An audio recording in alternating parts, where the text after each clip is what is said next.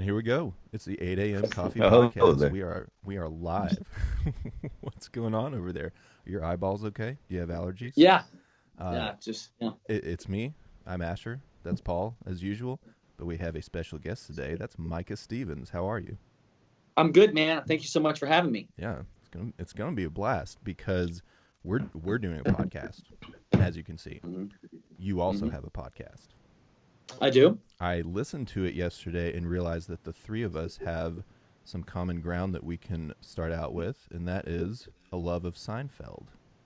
Ooh, yes, obviously. So I wanted to pose the question to you all: what is your favorite episode, and can you even look at that guy? Also, can you even pick a favorite episode? But He's a loathsome, offensive brute, yet I can't look away. My favorite episode, just off the top, would be The Bet. ooh, that's a good one. That is, I'm not sure of the language and or content barrier on this podcast specifically, but it is a bet of a sexual nature. And they have, who can, withhold the longest Yes, is kind of the bet. correct. And correct. Kramer, the colorful character, lasts, I think, not a half hour, and it's incredible. Not 2 minutes showtime. No, it's an incredible episode. I love the podcast. I love the show. My favorite part, probably just philosophically, is the characters relationally, spiritually, physically do not evolve in any way. It's very similar to Always Sunny in Philadelphia. It's just four awful people being completely self-interest filled, and they just live, and I love it very much. Yeah, the same narcissists until the very last episode. Much Till the bitter end. much like probably would have happened to you and me if we didn't stop hanging out years ago. Yes, totally. It's still happening. I still fight self-interest on a daily basis, but yeah, that's what I love so much about that show. It's Sure. they don't try to shove anything, but just four people being awful. Paul, what do you think? Do you have a favorite? I don't really have a favorite, but again, I attack television shows like I do most things on media. Is I kind of watch them and can't really point out specific things, specific things that I thoroughly enjoy. I just love the nothingness of the entire show, and basically, I want to enter everyone's house like Kramer all the time. So just like pop in and and that's it. But Do they? I Do they love that? obviously, Soup Nazi has a personal, Oh yeah, like, sure. I bond with that character specifically. So Mm-hmm. yeah, That's a good episode. let's see here. Look, Yeah. What do you got since going on? we're over all there? showing coffee cups this morning, Aristocats. Is that Aristocats? it is Aristocats. Well done. I like it. I enjoy a good fishbowl episode, so I think the Chinese restaurant is one of my favorites. It keeps getting worse and worse and worse, Oh yeah, and then the ending, it's great. horrible. It's great. It's so horrible. A whole episode in a single frame and a single scene. It's incredible. I Right. love it. It's wonderful. Right. Have you two, if you love Seinfeld, have you two read the 9/11 Seinfeld script that was written by a fan written script? No. No, It is remarkable for those that are more sensitive to the national tragedy of 9/11, obviously. Maybe don't. But if you love Seinfeld, the person that wrote this episode knew it very well, and the little idiosyncrasies of each character and how they were dealing with the post 9/11, it is hilarious. So obviously the city is way too dusty for Jerry after it. Elaine was dating a guy that passed away in 9/11. Kramer had a guy that owed him money, and then I forgot what George's storyline was, but it is hilarious, and so it's awesome. I can't wait. Is it just out on the internet somewhere? It's on the internet. If you just 9/11 Seinfeld, you'll find it. But it hits each person's tone pretty spot on. It's very good. Those were two things I wasn't sure I was going to Google today. Yesterday, probably, but today, Yeah. maybe skip. Yeah, Sure. Yeah. Totally. I get that. I like it. Who do you identify with the most? Oh, Kramer, obviously. Okay. And I don't want to be, obviously, but yeah, Kramer, yeah, probably just living it. You never really know how he has. It's like Paul, I guess, what we just discussed before the pod. How he has money, how it keeps happening, how he keeps living in a pretty incredible apartment. just a big red light beaming into your bedroom window. Yeah. And chicken roaster sign. Yeah, it's hilarious. I'm gonna be levels, Jerry. Levels. Oh, the Merv Griffin too. I think the Merv Griffin. Oh, the Merv Griffin show. He just finds that set in a dumpster. Hey, we're back, and he starts like, oh, it's incredible. It's just it's so funny. Oh, that's so great. So I mentioned you have a podcast. Yes. Tell us more about that. First of all, beautiful logo. Like that. Your logo is great. Yeah. Do you have any merch yet? I don't have some merch. I am. That's coming soon. And that sounded very sarcastic, but I don't mean it with sarcasm. I mean it very serious. I take all acclaim, applause, full tilt because I hear it in my head constantly. So sarcasm or not, I take it as it's fully. The Micah Stephens podcast is here and now. Episodes on Spotify and iTunes, anywhere you find your podcast feed. And my goal, the 3 values of that, is to entertain, educate, and activate. And so I want to – educate's probably the lowest of the 3. I want to making someone laugh is like my number one thing when I wake up. I want to laugh, and I want to make others laugh. After that, everything else, I guess, is icing on the cake. But for me, I want people to enjoy. That's why I bring up the Seinfeld 9/11 script, because something as tragic as that was for me, not that I don't take anything seriously, but I think laughing about anything in pain is a great way to heal. And so I just love laughing. I absolutely love it. And the podcast is a way for me to get that out. And if anyone enjoys it, I would love for them to be a part of that. So the Micah Stephens podcast is why I launched that. And just I'm an external processor. So just like we're talking now. And so any ideas, I'd like just to record it. And if anything comes of it, I have it. If not, then I'm just talking to myself, which I do anyway. So why not record it? I like it. I'm a little less of an external processor. I think that I'm one, and then I have to sit by myself and actually think through things. And I'm like, oh, that's not what I thought. Anyway, that's not what I thought. It was cool. I enjoyed the episode with Justin Petrowski, because you all talked about how there are different kinds of intelligence. Yeah, and I find that fascinating, because that's something that that my dad had taught me growing up, is that like somebody who's a linebacker, that's an incredibly intelligent person, absolutely, like within that field, but they get this rap of like just being a big meathead and being terrible at college and school and stuff. Absolutely. Like that. So totally. And you have. Yeah. No, you. I don't want to interrupt you, but yeah, Amir, we're I'm not sure after COVID and everything, but we're very capitalistic, and so money assigns a lot of value.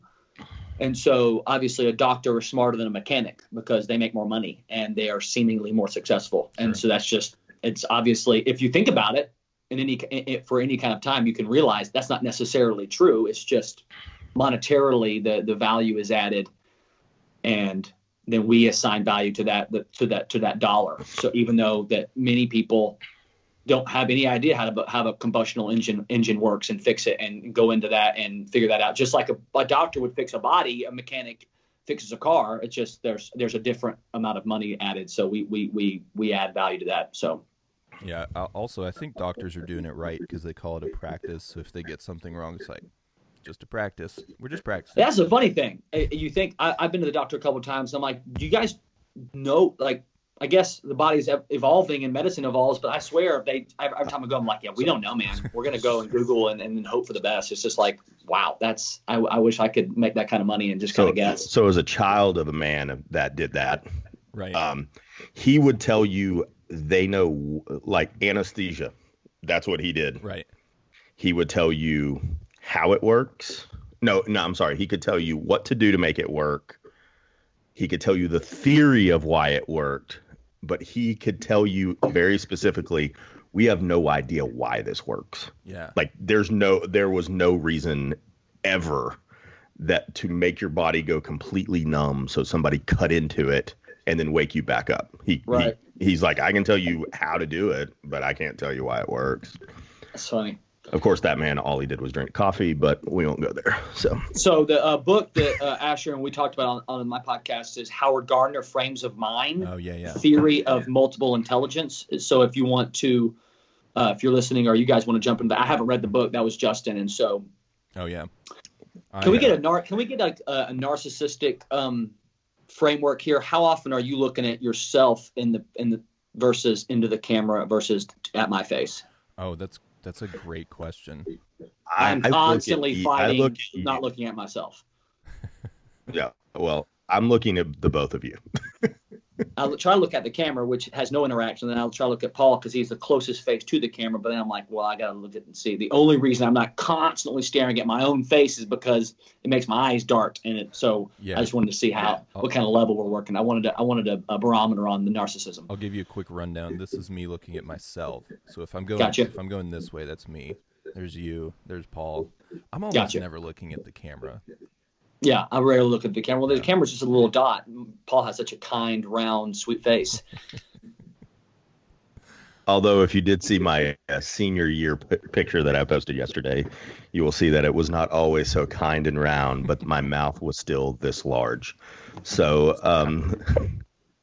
it was a very large mouth. Yeah, I had a bunch of hair on my head for that picture and none on my face. It's very, very opposite of what's happening right now.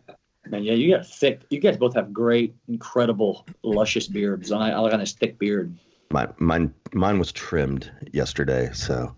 I'm not doing anything until the quarantine's lifted, so I'm going full craziness until something happens. Yeah, I did a little trim, but this is mostly the neck. Yeah, that's getting. God, that's a full body thing that's going to connect to the chest. It's a cycle. Yeah, all the way around. We've had this discussion before. My hair goes from here.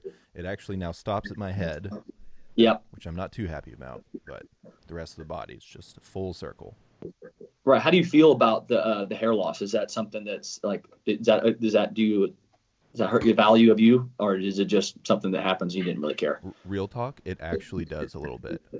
Okay. Yeah. Sure. Dylan, I'm not sure who knows Dylan. I hate to use internal language or name people that don't know, but Dylan Howell, if you know him. Oh, he was on the pod yesterday. Yeah. He said he would. Check it out. He doesn't know if he could survive if he didn't have hair. So I don't know how much you guys talked about his hair, but he gets his hair cut like every 6 days, and so he's very. No, we actually said he had the best hair that had been on so far. No, he's got incredible hair, and so it does. It does. I don't know what he would do. It's hilarious. I don't know this is what I've got going on here, people. It's full. It's all there, you know. I don't spend too much time in jealousy or envy of it, but when I see it in the mirror without a hat on, I'm like, ugh, it sucks. So you don't. You're not envious of others' hair. You just wish you had more hair. Sure. Yeah. Gotcha. Yeah. Yeah. You would think, as married men, the only physical applause we would need is from the wife, and if they're good with whatever, we're good. But that's not how, at least it works for me. I build a caricature that I think the world would like, and I want to make sure I meet that and not hers, which I don't know why I would want to be physically attracted to any more than her, but that's what I got going on. Sure. I can tell you right now 100% it doesn't matter to me but her, so okay. It really doesn't. Yeah, like I really am that person. So but speaking of being married, I see that you are renovating a house. Yes. I also saw that you did the dishes yesterday, and yes. I want to applaud you for doing the dishes. I appreciate that. Because I don't know how it goes in your house, but in our house, I cook a lot. Yep. And then very oftentimes refuse to do the dishes. Right. Because your little ones are not old enough for you to force them to do the dishes yet. Absolutely. But let me tell you how much of a joy that is. I bet it is. To have Grace is she scrubbing away? Begrudgingly, yes. Yes, hey. Absolutely, begrudgingly. You got to earn that. You got to earn room and board, and so scrub away. Yeah. On your podcast. Yeah, go ahead. Sorry, go ahead. On your podcast as well, you tote that you talk about sports, yes, right? Sir. Yes. What are you guys talking about now, since there is no quote unquote mainstream sport going on, Right. because I think I found like the women's collegiate bowling championship on from last year, Right. uh, which was Stephen F. Austin, by the way. Stephen F. Austin won 2019 women's college bowling. Good to know. It's Stephen F. Austin. riveting. That was my next Okay. question. It was riveting. That sounds riveting. It was. My only question is, do they have coaches, and what does a bowling coach say? I'm not really sure. A little to the left. So I guess Hey, Stephen, I want you to go in there, and I want you to knock all the pins down. I mean, I think they're working on like spins and angles, and I'm not really sure. But So that's not actually part of the bowling. That's more of their like celebratory dance, correct? The spins. no, The spin sounds like yeah, it. you spin the ball. The thumbs and the kicks. Have you never watched professional bowling? Full circle Seinfeld. Yeah, but for like Full circles. 10 seconds, and then I changed the channel. Yeah. There's a guy that does it with two hands now. He bowls with two hands. Is that legal? Yeah, I think so. Yeah, Interesting. he does the if you've ever watched Dude Perfect, he's on Dude Perfect. Oh, yeah. Okay. So Yeah. the thing for me when it comes to sports is the NFL draft is coming up, so that's still on pace. So kind of watching that and seeing what that's going to be like, and then hoping and praying that the NBA will start back up so they can at least finish a truncated version of the season would be lovely. And then just it's interesting to me just how what the social and political landscape of what it all looks like when it comes to which is more interesting. Which President Trump meeting with all the commissioners, that's even more interesting than actual sports for me right now. It's just figuring out how it's going to launch back up, and if they do, how do they not jump into 2021 seasons and things of that nature is going to be interesting. Have you seen the virtual NASCAR driving? Oh no, I have not. They're still racing, but they're doing it virtually, and they have like these $20,000-$30,000 simulators. I almost said stimulus, but if we all got a $25,000 stimulus, it would be.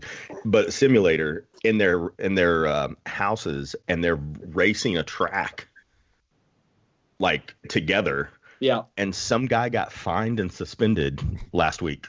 Hilarious. What will be so interesting to me is that when it comes to business, faith, education, sports, what they had to shift either philosophically, practically to make certain things accessible via the internets. Yeah. What will they keep? What will go away? What will stop? I think when it comes to movies, especially like now they're rolling stuff out. It'd be interesting. Your smaller, more independent or horror films and stuff like that. Will they have a shorter window now and just go more quickly to on demand and renting if they've seen? I'll be interested to see what stays, what goes away. You know, if you look back at that recession, the 2008, 2010 recession, some of our biggest businesses right now were launched during that time. Uber, WhatsApp. Oh yeah. And so what will burst forth from this? I think during crunch time and during intensity, creativity blossoms. Smart people, the people that are flexible and see things going on. So I'm anxious to see what changes for the better, because I think it will. Yeah. Well, two things people will always spend money on are entertainment and food.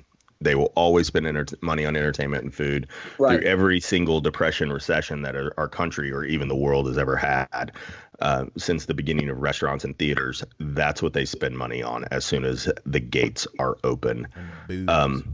It just is, seriously. And it on kind of on your same thing. I'm thinking, what are they going to do with offices? People have figured out that they can work from home now. Right. Like, our big corporate office is going to go away.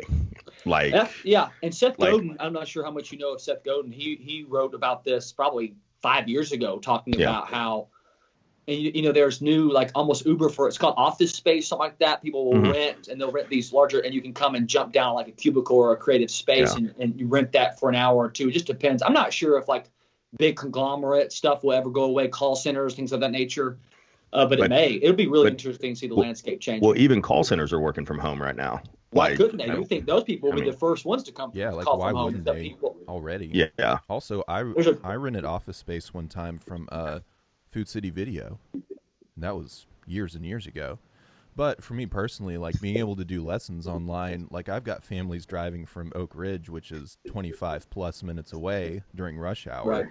and then people coming from halls, which is about the same, who come by on like Saturday morning, make a whole morning out of it, and now maybe they only have to come like once or twice a month, but then we can do something virtual that suits them a little better. So like I'm kind of excited to see how that plays out for lessons once we're back to normal.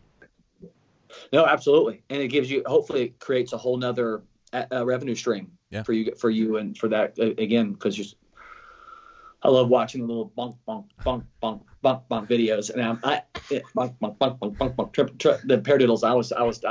I had a good laugh over that.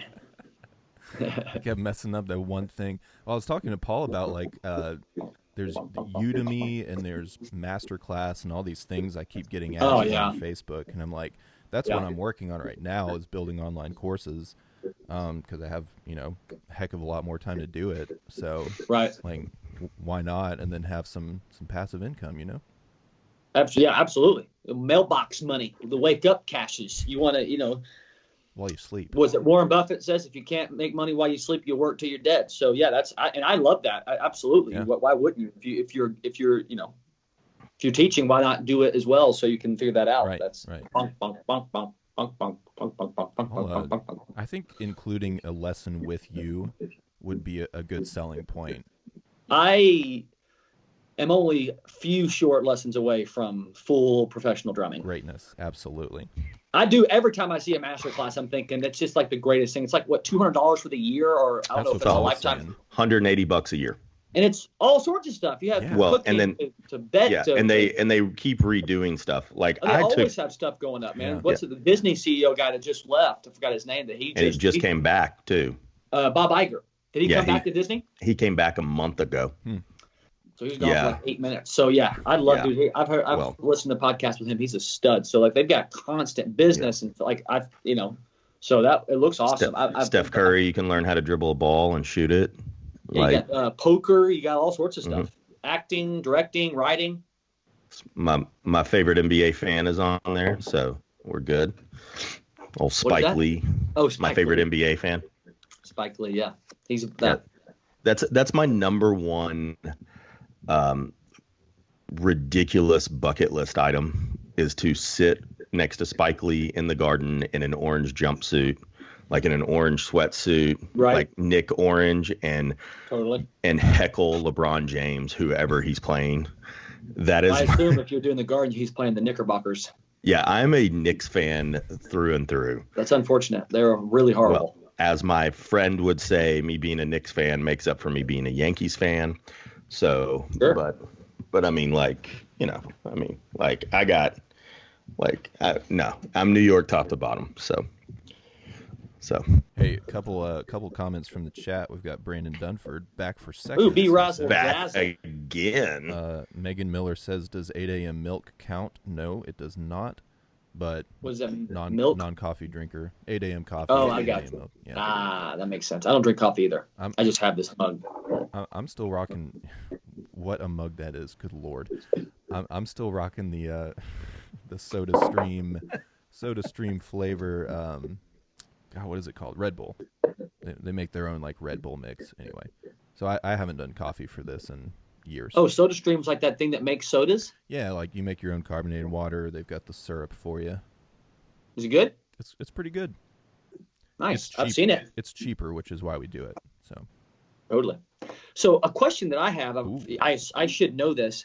Did you guys legally change your last name to Milker? No. Let me explain real quick. This has been a subject. She could have for free, obviously, but for me, it costs like $400 to get. Holy! You have to pay $400 to change your name? There's paperwork and there's tons of stuff. I'm willing to help fund this at this moment now. I am. So it'd be Asher Milker. I think I would probably keep all of them, and maybe over the years just keep adding more names. So it would be Benjamin, Asher, Coker, Milker. Benjamin, Asher, Coker, Milker. That's correct. Benjamin. Yes, exactly. Benjamin, Asher, Milker, Coker. That is horrific, and I am in. I think Coker. So why did you guys start this 8 a.m. coffee situation, and how did you guys become friends? Answer either part in whatever order you care to do. Well, We're not actually friends yet, but we did start Okay. it. We did start it just as Very a good acquaintances. Very good acquaintances. yeah. Okay, very good acquaintances. Okay. I think we've become friends through doing this in the quarantine. To be honest with you, I mean, I met Paul through a couple other insider friends, Lance and Logan, because the three Gotcha. of us, Right. did a podcast for a while. But we just started doing this in like late February, and we were going to do once a week on Wednesday mornings. Paul comes over to the studio. We just chat about literally nothing. Nothing. Right. Literally Seinfeld episode for an hour, and then I'll post it, and we'll just do a thing. See what it evolves into. And then the Rona hit, and it was like we needed. For us not, well, at least for me, and I'm going to say for Asher as well, we need to talk to people outside of our house for us not to go bananas. Yeah. However, you kind of got to be inside your house to do it. So we're like, hey, let's just do this every day and start inviting people on, and kind of just went from there. Yeah, and like really, there's really we no want to pump up people who are local small business owners and people who might be struggling through whatever, and also just have people on who are going to be fun and who are our friends. Because you guys are both small business owners. Exactly. Yeah. Even though Lanai's popping off, it's not really small. The truck is small, but the business is pretty banging, as I've heard. Yeah, we do okay. So all rich people say that. That's what all rich people say. We're doing okay. We do okay. We've been able to shut down completely and not stress it. Right. So yes, we're doing okay. Yeah. Well, you just sold the house you murdered whoever lived in that, so that was something that's helpful. No, and you know what? We can talk about why I sold this house if you want to. People have asked, why did you sell this house? Why didn't you keep it as rental income, passive income, as you say? Sure. So in order to recoup even the amount of money that we sold it for, it would take somewhere around 18 and a half years to get it. Called slow game, long game. Yeah, and that sounds great. So by the time I'm 60, I would have made the same amount of money, and I don't plan on working when I'm 60. So, but also a couple of family deaths happened there. Some other bad things had happened there, but also some really good things happened there. Like my oldest daughter took her first steps there. Like that was her first nursery. I went to, I lived there when I was in college, which, by the way, never give a college kid a 1,700 or a 1,500 square foot deck with a pool and a hot tub and a full bar and an outdoor kitchen. It is not a very good idea. You can do what you want with your kids, but I don't suggest, if they're anything like me, to do that. Hold on, quick question. Do the people who bought it know that people died in there, or are they hearing that here for the first time? No, absolutely. First of all, I know them personally. They were actually personal chef clients of mine. We didn't know that until we went to close and I saw their name on the paperwork. And I think you have to disclose all that. I don't know. I told my realtor they can't do anything about it now. So maybe they didn't. Checks cashed. Yeah. It's cashed. It's over. Cashed. So no, shout out to my realtor in this time. He calls me and he goes, "Hey man, I know you haven't," because I really kind of delayed doing anything. He was like, "Dude, we got to go. Like, we got to do this now. The economy may drop out, housing market may drop out, everything." So we went over and we did everything that we needed to, had it sold within 24 hours of us actually putting some work in and trying to get it sold. It was sold 24 hours later, full cash offer, and we took it. So nice. So we just, there was hardly any wait, 2-week close, and here we are. So having a couple of weeks. And which is fortunate. I don't want to talk about finances or what we have or anything like that. We just shoved it in savings account, and hey, if we've got to use that to live off of for a couple of years, if this is going to go that long, which we don't think it is, but if it does, it does. There we are. Neither of you have school age children, so I'm willing to take school back, even if they only do it for 1 week. I am fine with it. Take my kids for a week. And going back to what you said, like physicians get paid a certain amount of money because of their perceived value. First of all, it's also their perceived education, because they do go into quite a bit of debt to get that.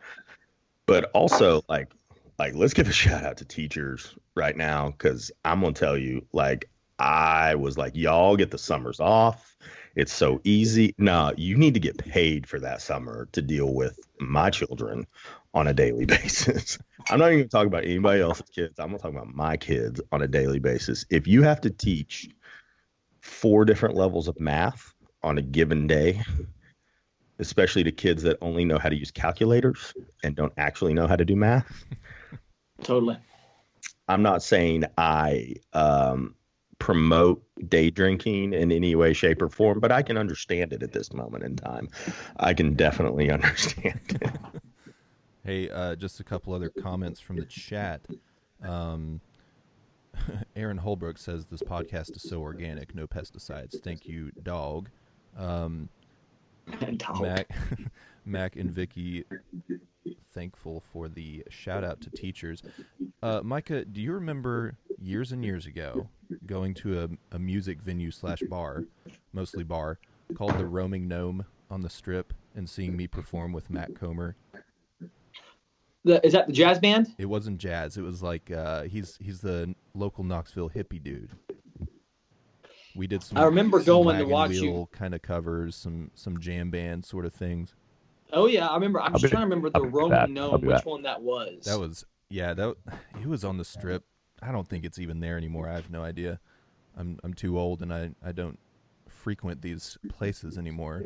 The establishments. I haven't been on the Strip in a minute. Yeah, in a minute. It changes every time I drive by there because Lindsay's in school over there. But well, they shut the whole thing down for a ton of construction to make no more road, just a big median, right. Which I'm very confused about, and I don't understand the government. I get it, man, but every time I learn more about the government, it makes me more upset that I have to pay them money to, and I get it.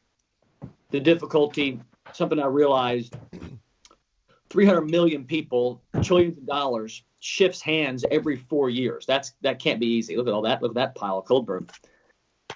But just dealing with USPS shifting our mail around, they don't even know where my mail is.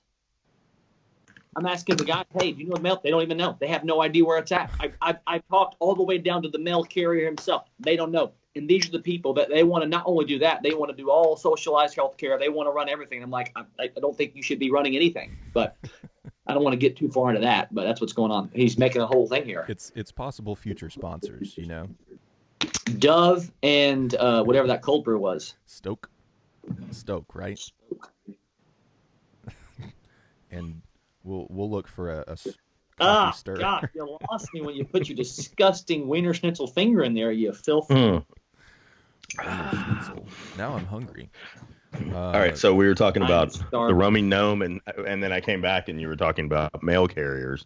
Yes, and socialism. The government's ruining my life one day at a time. That's what we're talking about. Yeah. What are you waiting on? Huh? What are you waiting on to get to your house? It's just mail, just the mail, just in general, the mail. Oh. The mail, bills, mails, whatnot. So, you guys talk about a place that you played. I want to tell you the first time I had ever seen Micah Stephens outside of church, and it might have been the best thing I've ever caught on video in my life, which is him winning a whip and nay contest in my presence for football tickets. Oh, is that at Wild Wing? Completely sober. Hilarious. Winning a whip and nay contest. And it might have been the greatest thing I had seen in a while. Wow. I just need everyone to know that. So if you do not think that Micah Stephens can dance, he has won a dance competition. He has won an actual competition. So I've seen you dance before. That was also years ago. It was kind of hands above the head and a lot of movement from a lot of hips. I call that the fire hoses. Brand Dunford knows those very well. You basically unhinge the shoulder blades, you root the hips, and the ropes of arms just flail around like one of those dancing puppets outside of the car lots. Oh, I've also seen you at quite a few weddings, so like that's also a good thing. So. I always talk about something that's probably one of my greatest strengths and weaknesses is I like ideas. I love ideas. Mm-hmm. Following through is when it really starts to fall apart on me. But I would love to have a wedding venue. Would love to own a wedding venue and just do weddings constantly. I love Really? weddings. I love Do weddings. you okay? So with what you just said about ideas and following through, Yeah, would you get sick of the wedding venue after a year or 2 years? probably. Okay. Well, it wouldn't even be I don't think it would be the wedding. It would be from right now. Hey, we're going to do a wedding venue to Mm-hmm. finding a wedding venue, finding it, doing all the work to get that, the paperwork, fixing it up, talking to everybody, finding a manager Oh, to run the awful. thing, and blah blah blah. That's when, boy, do I when the red gets licked off of the idea of lollipop, Mm-hmm. I'm done. And so that's why. I don't think I've accomplished much as I would like to have accomplished at this point, but I'm trying to shift those things a little bit. Sure. I feel Yeah. you. I think Paul and I, through doing this, have realized just naturally like what our roles are in the podcast and in planning and things. Oh, it's great. Because I love details and I love systems and systematizing things. And Nope. that's not Paul's favorite thing in the world. Sure. No, I can't. No. It's not my thing, or I wouldn't know how to do it if it was my thing. So I have a lot of gaps in that part. Sure. You know, I had a lot of great leaders that I learned under, which was to understand what your strengths are and what your weaknesses are, and to surround yourself with people that are strong in your weaknesses. So I know that I am not a detail person, but I am a big picture person. Mm-hmm. So what I had to learn to develop was when I cast a vision or talk about it, is to be able to clearly explain what the end goal is to a detail person and say, hey, this is what we're going after. I don't know the steps to get there, but I know this is where we're going. Help me. Right. And I will trust you to get me there. Or us there. Yeah. Sorry. And that's the other thing that I really learned. So if you ever hear any us talk about anything that we do, which is a massive amount of things that nobody knows, we will always talk about. Sure. I have never knowingly injured anyone in my life. So, right. Yeah, there you go. So, listen, I have passed all FBI background checks at Faith Promise. I am good. That's a low standard. That's a low standard. Listen, hey, it's not as crazy as my first date with Ashley, which was, or my second, or me going, hey, here's my background check. You need to know all this about me. just let me know. Like, here you go. Actually, no, it was just a Google search, but whatever. Into that going, hey, always talk about the we and the us and the our, not the me, the my, the it, all that. Even though at the end of it, usually, just being very honest, I'm the one that's usually profiting the most. So, and I'm okay with that. Also taking more of the risk, but yeah. Sure.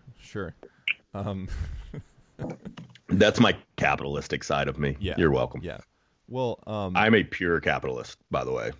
And if nobody knows that on here, but in order for capitalism to work, everybody has to have income. This is why stimulus is so important, blah, blah, blah. Speaking of which, did you all get stimulus? not yet.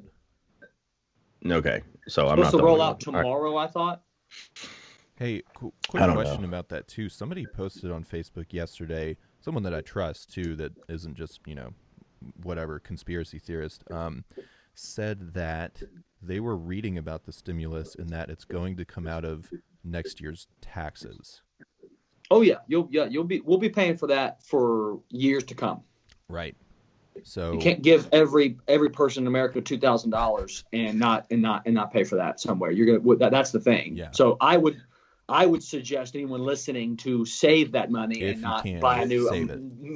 If you can, because the MacBook Pro, that's great, but you're going to be paying for that for the next couple of years, minimum. I would say 5 to 8 years. Right. Scary. That's the stuff they don't tell you. I did want to touch on something that we were all sort of naturally gravitating toward. Like, I think everyone is naturally creative, and a lot of times creative people get pigeonholed into these different roles, whether it's in a business or in a church, and it's like, that's the creative person who is always late, bad with the details, wants to work their own hours, that kind of thing. Like, how do you all feel about that? Like, how do you feel like your creativity has I guess blossomed just through the different things you've been able to do over the years. Sure, that's a great question. And yeah, I agree completely with everyone is creative in their own mind, just like everyone has their intelligence in their own mind. If you can open up an Excel spreadsheet and build it, look at it, see the trends and how the numbers line up, that's an incredibly creative and ingenious way to live and function. And an accountant does those things, and you would think an accountant would be the least creative person on the planet.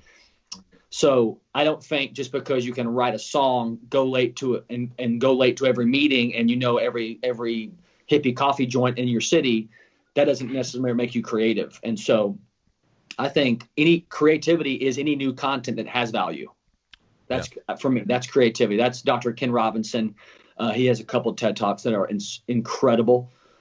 His first ever came on the scene probably a decade ago. So it's Sir Ken Robinson and How Education is Killing Creativity. If you've never seen it, it's like 20 minutes, and it is the best 20 minutes you'll spend a day if you will go watch that. And he talks about a little bit of that and jumps into that. It's incredible. Yeah. And so, he talks about being creativity. How do you not only become creative, how do you stay creative? Every child, if you have one or been around them, would just constantly blabbering themselves, creating, ideating, imagining, and the world trains you, learns you, educates you out of creativity. So how do you keep spontaneity, keep imagining?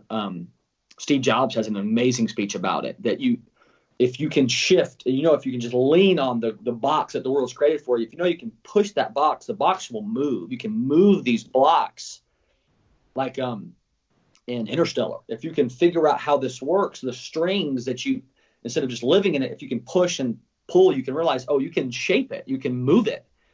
And not only in your life, for everybody. And that's what Steve Jobs is one of the ones that changed the world because of that. And so for anyone of listening, if you just will start to push against the walls of whatever drives you, excites you, that you believe that you're better than the average person at, run after that, chop wood at it every day, and you can make a difference. And if you do it like they did it in Interstellar, I'm pretty sure you can go back in time, which would be kind of cool. Maybe that movie. Oh, I love that. I love that movie for many reasons, but that was really interesting the way that all played out. Yeah. And Paul, for you, I mean, like when I first heard of the dishes that you're crafting for Lanai, I was like, I've never heard of anything Hawaiian before, like specifically Hawaiian. But then you were kind of talking about like things that you're doing to make even that more creative or outside the box or put your own spin on it. So I just think that's cool. I think it's cool. Creative. Lanai. Food is my gift. Yeah. See, the capitalist in me would say I would want a name that is the easiest to understand and say. And we speak American here, not Lanai ain't an American word. And so it simply means patio. Well, I don't want to like a Lanai, like you're going. So when you come to the brick and mortar, or whenever that happens, there's a giant lanai outside. So there's a larger patio than inside. So there's a lanai. A giant food truck outside? No. So you're a liar. Have you been to Hawaii? Either of you? No. Okay. So in Hawaii, there are these roadside like shacks that people eat at. So it's like they're really good. I mean, I say shack, but it's really like a house. And then outside, there's like 20 picnic tables and then like fire pits and all that. And that's where most people go outside and they eat next to the beach and things like that. And we're trying to recreate that. But we live in America. Well, luckily, Hawaii is part of America. Ooh, theoretically, it's not the Philippines who got rid of their congressional seat in like 1948 or something like that. But I think that speaks to your creativity. Google, Amazon, WhatsApp, Uber, all these things. Because for me, when I've created a couple small businesses, like I toil and contort myself so much over the name and the brand because you want. But when you build something that's incredibly creative or successful or delicious or all the above, you'll figure it out, whatever that look. And Lanai has already created something in Knoxville. So I commend you for that. Cause I would I would tend to shy away from something that you couldn't understand, read, and or get the brand just in one glance. Well, and what what is so exciting, honestly, and not to shift into our food truck or our business, is actually that there is another Hawaiian food truck that started up about 6 to 8 months after us. Oh, nice. And now they're out of Athens, and they're great friends of ours. They're Ono Grinds. They're excellent. But I believe if you don't have competition, then your idea is bad. Like, you have a horrible idea if you don't have competition. If you're the only one doing something, then your idea is bad. Or you're going to make all the money, though. Monopoly. Yeah, I mean, like, Hawaiian food is not new. I mean, like, there's a Rainbow Drive-In in Nashville. But, I mean, the closest place to get Hawaiian food before we opened was it not the Rona? Was either allegedly. I don't know. I don't have a fever. Say that. I don't have a fever. Was no, I cough every day. According to Mark McKinney, it's because I eat too much gluten. So it's either in Nashville or Asheville, North Carolina. That's the closest place to get Hawaiian food outside of ours. No, I get what you're saying, though, because again, even if you're the first to, which is hard to be, if you're a spiritual person, Leviticus says that there's nothing new under the sun. Everything is vanity, vanity. But how do you, if even if you're the first to do it and there's money there, people will add to that market and you will have competition inevitably. So I think you're 100% right. If there's no competition, unless you're making a ton of money, which would be hard because people will inevitably find out and start to try to replicate that, steal it, or imitate it. So no, I dig it. Do you not want to be the first to do something? Absolutely. No, I want to be. I would love to be the first one to do something. No, I'm just asking you personally. Oh, I would love to be. Absolutely. I would love to be. I just think my gift set and what I love to do, what excites me, what I would do for free is something that's already being done, and I'm okay with that. I just want to be the best I can at it, and I think if I can put my full muscle into it, I can be not only make money at it, which is one thing that I used to be consumed with. I'm not as much anymore. I guess the older I get, the more of an impact and the more joy I want to have more than money. Yeah. But the thing I'm best at and what I want to run in, I already relatively exists. I think you can build a business that's got a little bit more creativity and pop to it, but because I think they're not the first person to have a food truck and/or do drum lessons, but there are unique opportunities to do it differently, to get it out, to distribute it, to the content, and you can be unique in those things. But I think more than unique, more than the first, is consistency and effort is gonna get you above 90% of people that end up giving up because they're not successful or famous after the first 8 minutes. Yeah, for sure. Also, I believe it's Ecclesiastes, not Leviticus. That's what I said. That's what you said. I had a conversation New with Testament, David. Brandon. Speaking of Brandon, we've shouted him out a couple of times. I had a conversation with him last night, and he actually told me a quote that I had never heard before, and I can't give you the exact quote, but I'll paraphrase. But it's when you celebrate too much in wins, you become complacent. Yeah. Like if you're not ever looking for the next step, and I was like, dude, you just challenged me, and you have no idea that you did. Like I'm like, whoa. But you said something there, Micah, that I want to ask, and I think we've asked almost everybody about this, which is, and I don't think, and I'll say this, I don't think you were consumed with money. If that is something you say you were, I'll believe you on that, because I've never seen that from you. I'll be that. But you said you're looking more for joy and happiness and everything, and I see that as a trend going basically nationwide, worldwide right now, that honestly, I think people are figuring out that money doesn't matter that much right now. Absolutely. What are your opinions, good, bad, ugly, positive, all that stuff on that? Well, the research is clear that Asher and I's generation, the generation coming after us, iGen and our millennials, is pretty clear that they would rather work for a purpose than a paycheck. Mm-hmm. So obviously we have to have money to pay rent, but they will spend more money on content, on stuff, on businesses that align with their values, and that they will take less money if it aligns, if the business, the movement, the moment, and aligns with their values as well. And so for me, there's nothing wrong. Again, I'm a capitalist. period. Like, I think everybody Yeah. should work hard and make as much as you can, because I think when good people make money, good things happen. But for me, I just want to I want to wake up excited to get up, whatever that looks like, and be be happy. My what I'm struggling with is, how do you the tension between joy, fulfillment, but not being settled. So not that I can't, Philippians says, Paul writes that I have lived with a little and I've lived with a lot. I know the secret to life, and that's the joy in the Holy Spirit and the peace that surpasses all earthly understanding. But how do I have drive to make an impact, make a dent, to do great things, but not be content with my life? Does that make sense? So have passion, purpose, drive, but don't let that outreach that I can't spend time with my daughter and my son coming and my wife. Yeah. And so that's the thing that I've tried to work out and try to, and run as fast as I can. But at the same time, I don't want to outpace my family. I don't want to outpace the joy of my life. And so that's where I'm at. I think I'm closer than I've ever been to it, but I'm not where I want to be.